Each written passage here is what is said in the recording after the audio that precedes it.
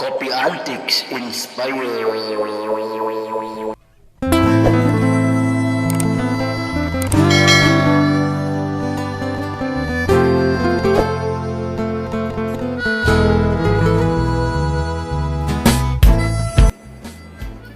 Assalamualaikum warahmatullahi wabarakatuh. Baraya Kopi Antik Inspire kembali berjumpa bersama saya Abah Asgun Ki Sarki Nakula Jaya Perkasa. Kembali saya ingin berdialektika, berdiskusi dengan Baraya Kopi Antik Inspire tentang tema, tentang topik yang insya Allah sangat bermanfaat, bermakna dan juga menginspirasi, terutama dalam rangka membangun konstruksi cara berpikir kita agar lebih baik lagi, lebih konstruktif lagi, dan juga lebih menatap ke depan. Dalam kesempatan ini kembali saya ingin berbincang tentang ilmu komunikasi, masih dalam topik yang sama, yakni berkaitan dengan fungsi dari ilmu komunikasi. Setelah sebelumnya kita kemarin membahas tentang komunikasi sosial atau fungsi sosial dari ilmu komunikasi, maka hari ini saya ingin membahas tentang fungsi yang lainnya, yakni fungsi komunikasi yang bersifat ekspresif. Namun sebelumnya, bagi Baraya Kopi Antik Inspire yang belum subscribe, yang belum like dan juga share video-video ini, kami persilahkan. Baraya Kopi Antik Inspire, salah satu di antara fungsi terpenting setelah kemarin kita berbincang tentang fungsi sosial dari komunikasi, maka hari ini ada salah satu fungsi yang seringkali terlupakan, yakni berkaitan dengan fungsinya yang bersifat ekspresif. Sebagaimana sering diinformasikan dalam berbagai macam riset, salah satunya disebutkan bahwa sesungguhnya yang paling banyak komunikasi yang dilakukan oleh kita itu adalah komunikasi yang bersifat nonverbal ketimbang yang bersifat verbal.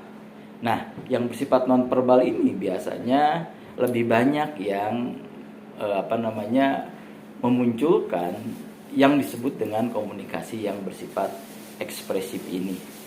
Nah, dalam hal ini kalau kita coba kembali tanya berkaitan dengan bagaimana fungsi komunikasi yang salah satunya kemarin kita sebutkan adalah untuk mempengaruhi orang lain, maka dalam komunikasi ekspresif ini tidak hanya melulu untuk mempengaruhi orang lain untuk berpikir, bertindak dan berperilaku seperti yang kita inginkan, tapi lebih maknanya kepada hal-hal yang bersifat ekspresif, baik yang bersifat individu ataupun yang bersifat kolektif atau bersifat kelompok. Nah, komunikasi ekspresif ini menjadi bagian yang bersifat manusiawi yang ada dalam diri kita. Sebab kalau kita coba perhatikan berkaitan dengan perjalanan hidup kita, maka tentu kita ini tidak semuanya stabil dalam keadaan senang. Ada kalanya kita dalam keadaan senang, ada kalanya juga kemudian kita dalam keadaan susah. Ada kalanya juga kemudian kita ada dalam keadaan benci, ataupun kemudian kita senang kepada orang lain. Ini satu hal yang sangat bersifat manusiawi. Nah, komunikasi ekspresif ini salah satunya adalah mengekspresikan apa yang ada dalam pikiran kita, apa yang ada dalam hati kita, apa yang muncul dalam psikologi yang ada dalam diri kita. Inilah yang disebut dengan komunikasi ekspresif. Nah, kalau kita coba buka ayat-ayat Al-Quran yang disebut dengan komunikasi ekspresif, pernah oleh Allah Subhanahu wa Ta'ala misalnya informasikan dalam salah satu surat Abasa, ini berkaitan dengan Nabi Muhammad sesungguhnya. Jadi Nabi Muhammad ini sama seperti kita, punya sifat basyariah, punya sifat kemanusiaan. Salah satunya ditunjukkan oleh Allah Subhanahu wa Ta'ala sisi dari sifat kemanusiaan itu ketika muncul surat Abasa wa tawalla an ja'ahul a'ma. Rasulullah pernah bermuka masam, bahkan kemudian berpaling ketika datang seorang tamu yang ternyata tamu itu adalah punya persoalan berkaitan dengan kesehatan fisiknya, kesehatan jasmaninya, yang di dalam periwayatan asbabun nuzul, orang tersebut adalah Ibnu Ummi Maktum yang memang memiliki perbedaan fisik dengan yang lain. Padahal pada waktu itu Rasulullah SAW sedang dalam keadaan menerima tamu dari pembesar-pembesar Yahudi. Nah, kemudian ekspresi Rasulullah atas ketidaksenangan datang dari kedatangan Ibnu Ummi Maktum ini itu terlihat jelas pada waktu itu. Abasa, Rasulullah bermuka masam, watawala, bahkan kemudian berpaling. Nah, inilah yang kemudian diabadikan oleh Al-Quran, dan sekaligus inilah yang disebut dengan fungsi dimaksumnya Rasulullah. Rasulullah itu dijaga dari kesalahan-kesalahan basyariah, termasuk ketika mengekspresikan komunikasi secara psikologis yang ada di dalam dirinya. Oleh Allah Subhanahu wa taala langsung ditegur pada saat itu, abasya wa tawalla an ja'ahul a'ma. Nah, ini yang menjadi asbab nuzul turunnya surat Abasa ayat 1 dan kemudian ayat yang kedua. Ini menarik bahwa ternyata sisi komunikasi basariah Rasulullah sebagai seorang manusia muncul saat itu, cuman bedanya Rasulullah dimaksum, sehingga kemudian kesalahan itu dengan cepat diluruskan oleh Allah Subhanahu wa taala. Nah, inilah yang disebut dengan komunikasi ekspresif. Ketika di dalam hati kita, ketika di dalam jiwa kita, ketika dalam psikologi kita ada rasa-rasa tertentu, misalnya ada rasa kasih sayang, ada benci, ada marah dan lain sebagainya, yang kemudian ini kita ekspresikan dalam bentuk verbal ataupun dalam bentuk non verbal. Ketika orang senang, biasanya kemudian muncul yang disebut dengan tertawa riang, kemudian juga sering muncul yang disebut dengan senyumnya full terus menerus. Tapi ketika orang dalam keadaan sedih, ini berbeda lagi ekspresinya. Inilah yang disebut dengan komunikasi ekspresif. Sesungguhnya tidak dalam rangka untuk memanggil orang lain, tapi sesungguhnya adalah dalam rangka mengeluarkan ekspresi yang ada dalam jiwa manusia. Ini salah satu di antara komunikasi yang bersifat ekspresif. Ketika ada rasa senang, kemudian kita tumpahkan dalam bentuk verbal ataupun non-verbal. Ketika ada rasa kasih sayang, kemudian kita tumpahkan dengan komunikasi verbal dan non-verbal. Itulah yang disebut dengan komunikasi ekspresif. Bahkan di dalam konteks semangat orang-orang Jepang hari ini, kalau orang-orang Jepang dalam rangka membangun manajemen sumber daya manusianya, mereka terkadang sebelum mereka bekerja itu selalu memunculkan yel-yel tertentu. Dan yel-yel tertentu itu sesungguhnya adalah ekspresi bagaimana agar muncul semangat kerja, muncul semangat semangat berkreasi dan lain-lain sebagainya. Ini juga bagian dari komunikasi ekspresif. Bahkan salah satu hal yang ingin saya coba tambahkan dalam kesempatan ini, kalau kita perhatikan hadis Rasulullah ketika mengatakan at-tabasumu ila wajhi ahika shadaqatun, ini juga merupakan komunikasi yang bersifat ekspresif.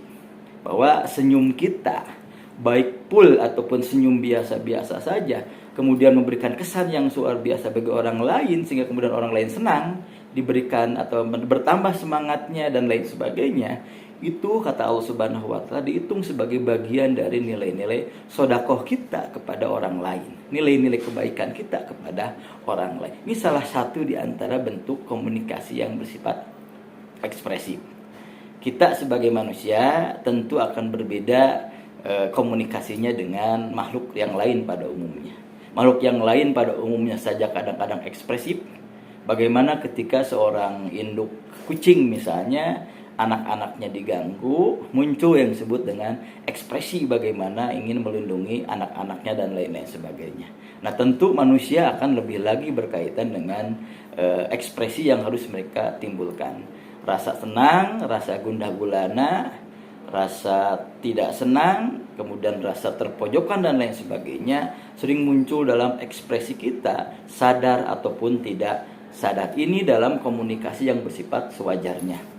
Tapi dalam komunikasi tertentu, bagi orang yang punya kelebihan ekspresi, biasanya misalnya seorang musisi ketika dalam keadaan gundah gulana, jatuh cinta, ekspresi senang, atau misalnya merasa dekat dengan Allah Subhanahu wa taala, kemudian dia ekspresikan dalam bentuk lagu. Ketika misalnya Sam Bimbo dari grup Bimbo itu mereka menuliskan syair-syair lagu, atau yang menulisnya ada kebanyakan adalah Pak Taufik Ismail, itu dituliskan dalam bentuk syair-syair, itu merupakan komunikasi ekspresif juga sesungguhnya. Bahkan komunikasi ekspresif yang disintesakan dengan komunikasi yang bersifat ritual. Maka muncul yang disebut dengan ada sajadah panjang terhampar. Ini bagian dari komunikasi ekspresif bagi seorang musisi, melahirkan sebuah musik. Kemudian juga bagi seorang pemahat, ekspresinya kemudian, ekspresi yang ada dalam jiwanya itu kemudian dia ekspresikan dalam bentuk hasil karya, misalnya patung, atau pelukis hasil karya lukisannya dan lain-lain sebagainya. Sehingga kalau kita coba perhatikan berkaitan dengan lukisan-lukisan yang dibuat oleh para pelukis terkenal, itu sesungguhnya adalah merupakan ekspresi jiwa dari siapa yang menjadi pelukisnya. Kalau kita perhatikan misalnya lukisan Mona Lisa yang senyumnya sangat misterius itu sesungguhnya adalah menafsirkan bagaimana si pelukis Mona Lisa itu ekspresi jiwanya pada saat itu.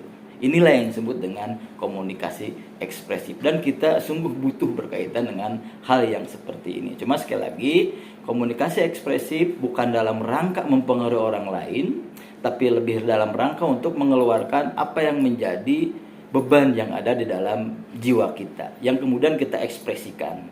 Ada misalnya dalam bentuk verbal, kalau marah ya dia marah, muncul dengan kata-kata dan lain sebagainya.